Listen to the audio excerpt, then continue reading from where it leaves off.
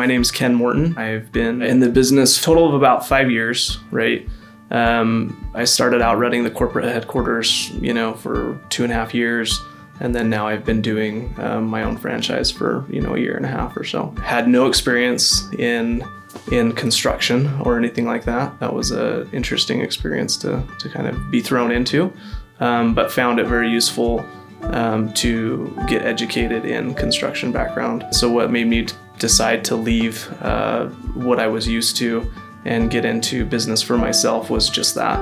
I've always felt like I could do a little bit better, do better for our clients, do better for employees, right?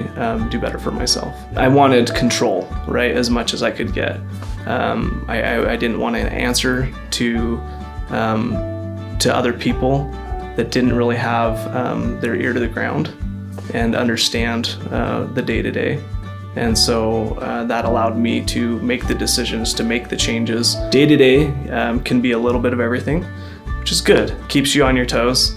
It doesn't get boring for sure, because you're doing, you've got your hands in all these different pots. So my advice to people that were looking to open a franchise in this industry is to not have any preconceived notions. We have a unique system here, and it's proven, but that needs to be adapted to your personality, into your territory, like your geographic area, and it can be done.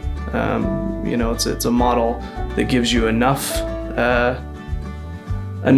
leeway and creativity to create something of your own and still be successful following different processes. So there's a lot of things that can take up a lot of time that the franchise handles for you, as far as help with lead generation, taking phone calls. They've provided us tools in that way that is going to make us, continue building our success in a changing digital world.